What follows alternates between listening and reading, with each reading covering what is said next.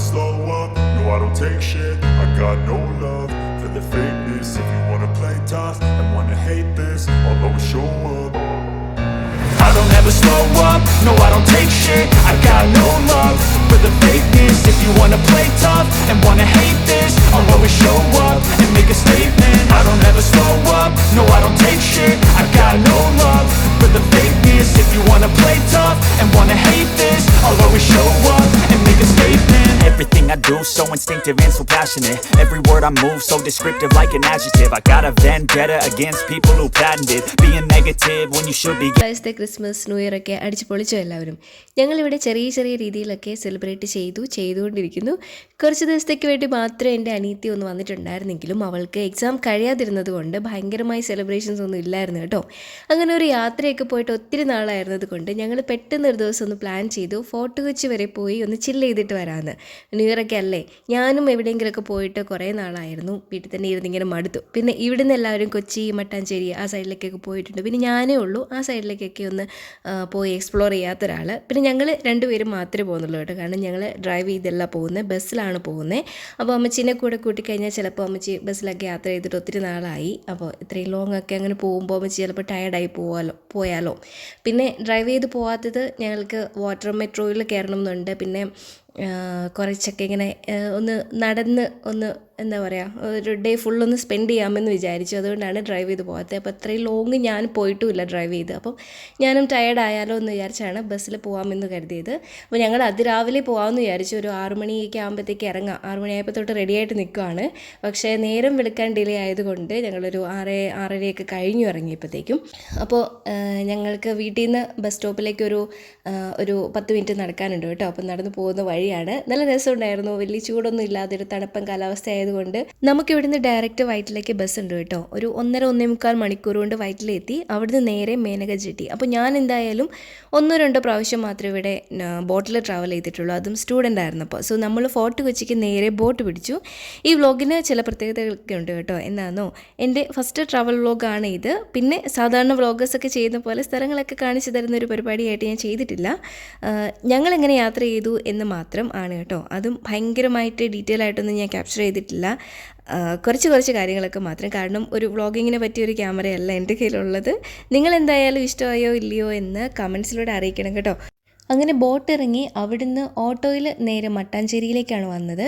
Fort കൊച്ചിയിലേക്ക് ആദ്യമേ തന്നെ പോയി കഴിഞ്ഞാൽ അവിടെ കുറേ കാര്യങ്ങളുണ്ടല്ലോ കാണാനായിട്ട്. അപ്പോൾ എന്തായാലും ഒരു ദിവസം കൊണ്ട് മൊത്തം കണ്ടു തീർക്കാനൊന്നും പറ്റില്ലായിരിക്കുമല്ലോ. അപ്പോൾ ഫസ്റ്റിലെ ജൂട്ട് സ്ട്രീറ്റിലൊന്ന് കറങ്ങി, എന്നിട്ട് ഫോർട്ട് കൊച്ചി പോയി പറ്റാവുന്നത്ര ഒന്ന് കണ്ട് കറങ്ങാം എന്നോർത്തു. കാരണം ന്യൂ ഇയർ ആണ്, ഈവനിങ് ആകുമ്പോഴേക്കും നല്ല ട്രാഫിക് ആയിരിക്കും, തിരക്കായിരിക്കും. അപ്പോൾ ഞങ്ങൾക്ക് കുഴപ്പമൊന്നും ഇല്ലെങ്കിലും വീട്ടിലിരിക്കുന്നവർക്കാണല്ലോ ആവലാതികൾ. 2 തരണി മണികൾ ഇങ്ങനെ രാത്രി സമയത്ത് പരിചയമില്ലാത്ത സ്ഥലത്ത് കറങ്ങി നടക്കുന്നത് ഇച്ചിരി ആവലാതി ഉണ്ടാക്കുന്ന ഒരു കാര്യമാണല്ലോ. അപ്പോൾ ഞങ്ങൾ എന്തായാലും രാവിലെ ബ്രേക്ക്ഫാസ്റ്റൊക്കെ കഴിച്ചിട്ടാണ് കേട്ടോ വന്നത്. പഴം പുഴുങ്ങിയതും ചായയൊക്കെ കുടിച്ചായിരുന്നു. പക്ഷേ ട്രാവൽ ചെയ്തൊരു ക്ഷീണമൊക്കെ ഉണ്ടായിരുന്നതുകൊണ്ട് ഒരു ചായയും 2 സമൂസയൊക്കെ വീണ്ടും കഴിച്ചു.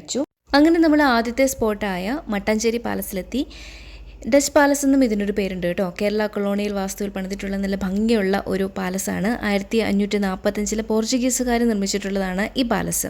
കൊച്ചി രാജാക്കന്മാരുടെ പെയിൻറ്റിങ്സും അന്ന് അവർ ഉപയോഗിച്ചിരുന്ന വിലപിടിപ്പുള്ള പല സാധനങ്ങളും സൂക്ഷിച്ചിരിക്കുന്ന ഒരു മ്യൂസിയമാണ് ഇന്ന് ഇത്. അപ്പോൾ അകത്തേക്ക് വീഡിയോഗ്രാഫി ഒന്നും അലൗഡ് അല്ല. കുറച്ച് നല്ല ഫോട്ടോസൊക്കെ എടുത്തു. മുകളിലത്തെ നിലയിലെ മ്യൂസിയവും താഴെ ഒരു ക്ഷേത്രവുമാണുള്ളത്. നമ്മൾക്ക് ക്ഷേത്രത്തിലൊന്നും കയറാൻ പറ്റിയില്ല, കാരണം അവിടെ ഹിന്ദുസിന് മാത്രമേ അകത്ത് കയറാൻ പറ്റുണ്ടായിരുന്നുള്ളൂ. നമ്മൾ ഒത്തിരി വീഡിയോസൊന്നും എടുത്തിട്ടില്ല കേട്ടോ, കാരണം ഇത് കണ്ടിട്ടില്ലാത്തതായിട്ട് കേരളത്തിൽ ഞാൻ മാത്രമേ ഉണ്ടാകത്തുള്ളായിരിക്കും. അങ്ങനെ മ്യൂസിയവും ക്ഷേത്രവും ഒക്കെ കണ്ടതിന് ശേഷം നേരെ ജൂത് സ്ട്രീറ്റിലേക്കാണ് തിരിച്ചത്.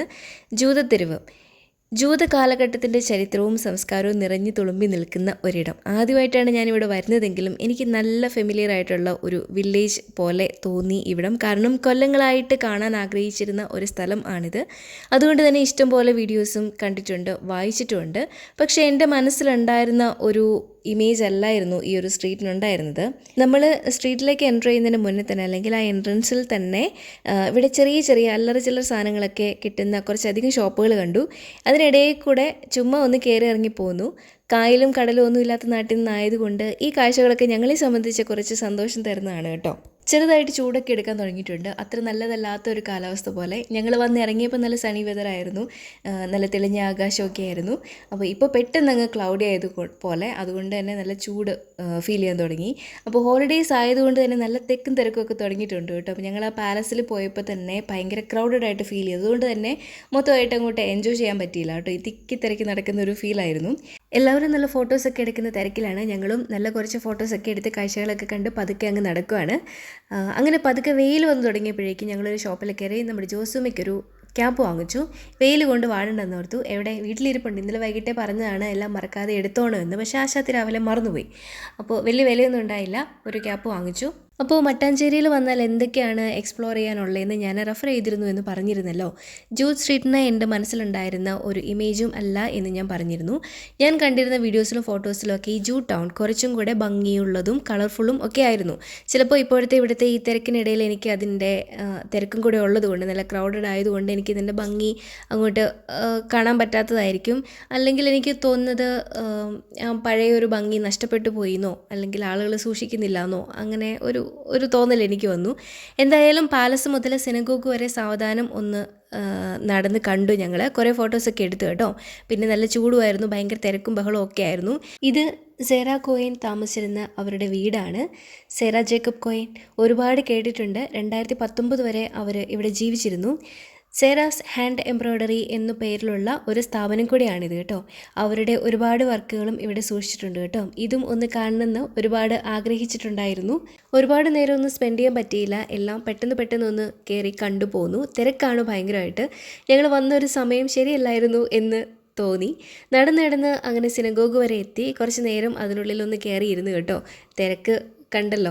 അപ്പോൾ ഈ ആൾക്കാരുടെ തിക്കിനും തിരക്കിനും ഇടയ്ക്ക് എല്ലാം ഒന്ന് എൻജോയ് ചെയ്യാൻ പറ്റിയില്ല എന്ന് തന്നെ വേണം പറയാൻ. ഇതിൻ്റെ ഹിസ്റ്ററിയൊക്കെ എല്ലാവർക്കും അറിയുന്നതാണല്ലോ.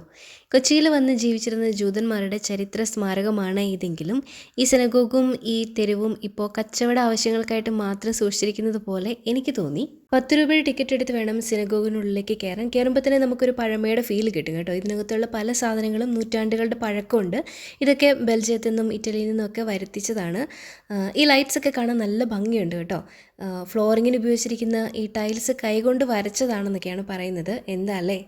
എന്തായാലും ഞങ്ങൾ അവിടുന്ന് കാഴ്ചകളൊക്കെ കണ്ട് പതുക്കെ ഇറങ്ങി വീണ്ടും തിരിച്ച് സ്ട്രീറ്റിൽ കൂടെ തന്നെ കുറച്ചും കൂടി ഒന്ന് നടന്നു. പറ്റുന്ന പോലെയൊക്കെ കുറച്ച് ഫോട്ടോസൊക്കെ എടുത്തു. ഈ സ്ട്രീറ്റിൽ തന്നെ അവിടെ ഇവിടെയൊക്കെ ആയിട്ട് കഫേകളും ഹോട്ടൽസും ഒക്കെ ഉണ്ടായിരുന്നു. ഞങ്ങൾ ഇടയ്ക്ക് ഓരോ ജ്യൂസും കോഫിയും ഒക്കെ കഴിച്ചു കേട്ടോ. അങ്ങനെ മട്ടാഞ്ചേരിയിലെ സെക്കൻഡ് സ്പോട്ടും കവർ ചെയ്ത് ഞങ്ങൾ ഒരു ഓട്ടോയിൽ കയറി നേരെ ഫോർട്ട് കൊച്ചിയിലേക്കാണ് പോകുന്നത്. ഫോർട്ട് കൊച്ചിയെക്കുറിച്ച് യാതൊരു ഐഡിയയും ഇല്ല കേട്ടോ. എന്തായാലും ഒത്തിരി കാണാനുണ്ട്. അതെല്ലാം ഇനി ബാക്കിയുള്ള കുറച്ച് സമയം കൊണ്ടൊന്ന് കണ്ടു തീർക്കാൻ പറ്റില്ലെന്നും അറിയാം. ഫോർട്ട് കൊച്ചിയിൽ എത്തിയ ഉടനെ തന്നെ നമ്മൾ വാട്ടർ മെട്രോ ടെർമിനലാണ് കണ്ടുപിടിച്ചത്. അതിൻ്റെ ഫ്രണ്ടിൽ തന്നെയാണ് നമ്മൾ ചെന്നിറങ്ങിയത്. അപ്പോൾ ബീച്ച് മാത്രം ഒന്ന് കറങ്ങി വാട്ടർ മെട്രോയിലും കൂടെ കയറി തിരിച്ചു പോകാം എന്നായിരുന്നു പ്ലാന്.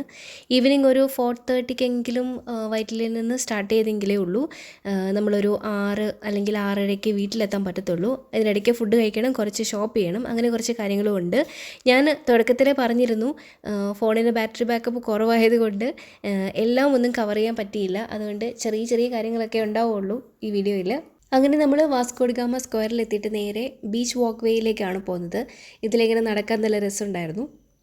ഇവിടെ അടുത്ത് തന്നെയാണല്ലോ, അതായത് വാസ്കോഡഗാമ സ്ക്വയറിൽ വന്നു കഴിയുമ്പം ഇവിടെ നിന്ന് തന്നെ ഇങ്ങനെ പല സ്ഥലങ്ങളിലേക്കും പോകാമല്ലോ.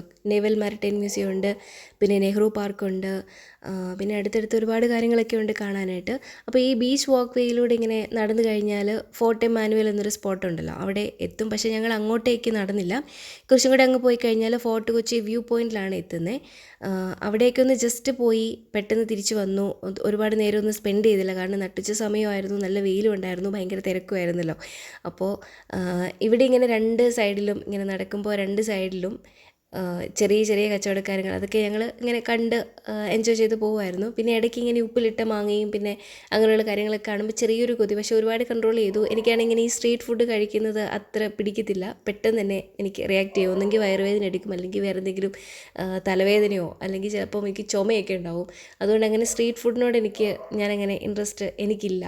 അപ്പോൾ പക്ഷേ അനിയത്തിക്ക്, അവൾക്ക് ഇതിങ്ങനെ കഴിക്കാൻ ഭയങ്കര ഇഷ്ടമാണ് കേട്ടോ. അപ്പോൾ ഞാൻ ഒരുപാട് ഇങ്ങനെ പിടിച്ച് കൊണ്ടുവന്നു. പക്ഷേ എന്നാലും അവൾക്ക് കഴിക്കണം എന്നിങ്ങനെ ആഗ്രഹം പറഞ്ഞപ്പോഴത്തേക്കും ഞാൻ ഒരു പൈനാപ്പിൾ, ഉപ്പിലിട്ടതല്ല, മസാല പൈനാപ്പിൾ അത് വാങ്ങിച്ചു.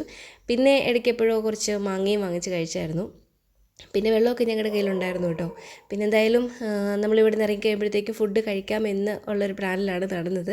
അപ്പോൾ എന്തായാലും ഇവൾക്ക് ഇങ്ങനെ ഈ കുഞ്ഞു കുഞ്ഞു സാധനങ്ങളൊക്കെ വാങ്ങിക്കാനൊക്കെ ഭയങ്കര ഇഷ്ടമാണ്. അപ്പോൾ കണ്ട കടയിലെല്ലാം ഇങ്ങനെ കയറി ഓരോന്നൊക്കെ ഇങ്ങനെ പെറുക്കിക്കൊണ്ടിരിക്കുമായിരുന്നു. ഞാനും അവളുടെ പ്രായത്തിലായിരുന്നപ്പോൾ ഇതുപോലെ എവിടെയെങ്കിലുമൊക്കെ പോയി കഴിഞ്ഞ് ഇതുപോലെ എന്തെങ്കിലുമൊക്കെ കണ്ടാൽ അതെല്ലാം വാങ്ങിച്ചു കൂട്ടുമായിരുന്നു. ഇടയ്ക്ക് എവിടെയോ വെച്ച് അതൊക്കെ അങ്ങ് മാറിപ്പോയി. ഇപ്പം ഇങ്ങനെയുള്ള കാര്യങ്ങളോടൊന്നും വലിയ താല്പര്യങ്ങളൊന്നും ഇല്ല കേട്ടോ. ഈ വാക്ക് വേയുടെ 2 സൈഡിലുള്ള കുഞ്ഞു കുഞ്ഞു കടകൾ കാണാൻ നല്ല രസമുണ്ട് കേട്ടോ. പക്ഷേ എല്ലാ കടയിലും ഞങ്ങൾ കയറി ഇറങ്ങി എല്ലായിടത്തും ഒരേ സാധനങ്ങളൊക്കെ തന്നെയാണ് ഇരിക്കുന്നത്. അപ്പോൾ എന്തായാലും നല്ല രസമുണ്ടായിരുന്നു, അതൊക്കെ എൻജോയ് ചെയ്തു. പിന്നെ ഞങ്ങൾ പതുക്കെ വർത്തമാനമൊക്കെ പറഞ്ഞിങ്ങനെ നടക്കുമായിരുന്നു.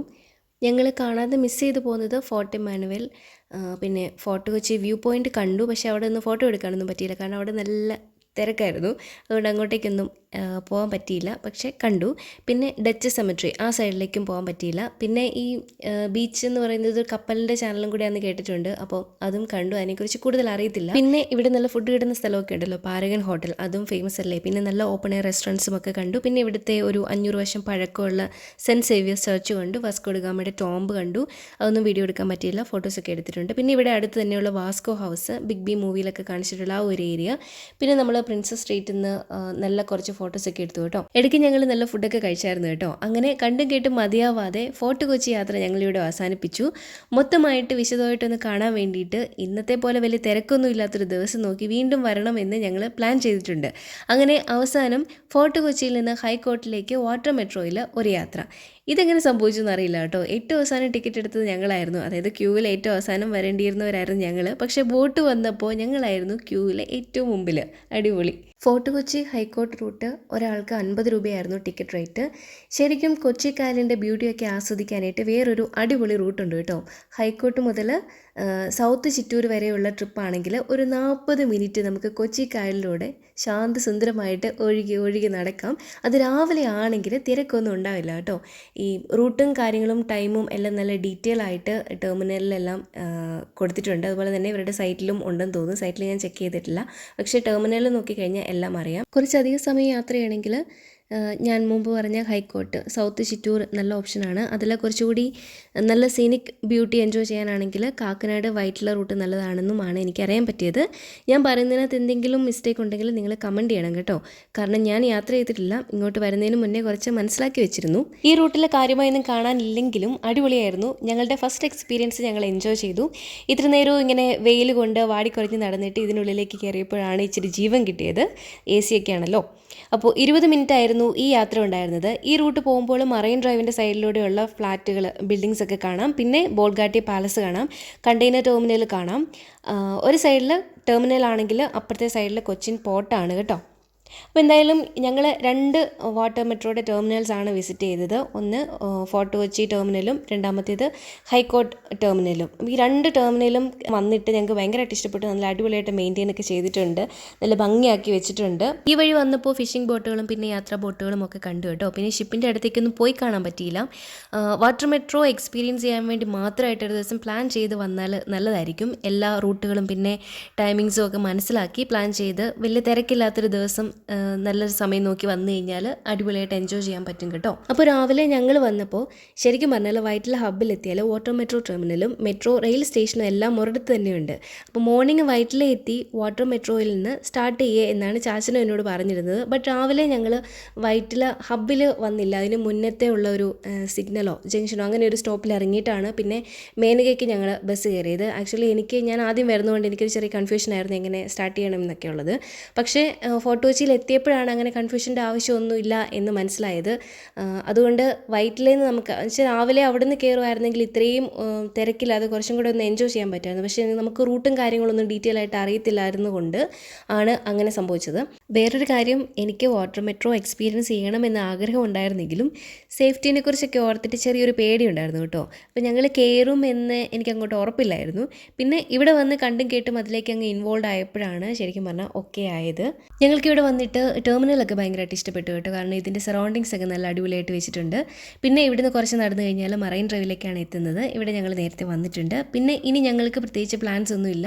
കുറച്ച് തണുത്ത ഫുഡ് എന്തെങ്കിലും കഴിച്ചൊന്ന് കൂളാവണമെന്ന് വിചാരിക്കുന്നു. അപ്പോൾ ഞങ്ങൾ മറൈൻ ഡ്രൈവിൽ തന്നെയുള്ള ഒരു റെസ്റ്റോറൻറ്റിൽ കയറി. അവളൊരു ചോക്ലേറ്റ് ഷേക്കും പിന്നെ ഞാൻ ഒരു കോൾഡ് കോഫിയാണ് കുടിച്ചത്.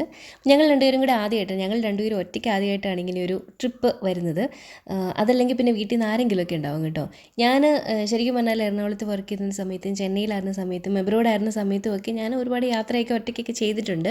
എന്നുവെച്ചാൽ ട്രിപ്പല്ല, ജോലിയുടെ ആവശ്യങ്ങളൊക്കെ കേട്ട് അങ്ങോട്ടും ഇങ്ങോട്ടും ഒക്കെ പോയിട്ടുണ്ട്. പക്ഷേ എനിക്ക് യാത്ര ചെയ്യാനൊക്കെ ഒരുപാട് ഇഷ്ടമാണ്. ഇപ്പം ഇങ്ങനെ വീട്ടിൽ വന്ന് ഇങ്ങനെ പാരൻസിൻ്റെ കൂടെ വന്ന് നിൽക്കുമ്പം ഈ എങ്ങോട്ടേലൊക്കെ പോകണമെന്ന് പറയുമ്പോൾ അവരാരും വിടുന്നില്ല, എന്താണെന്നറിയില്ല.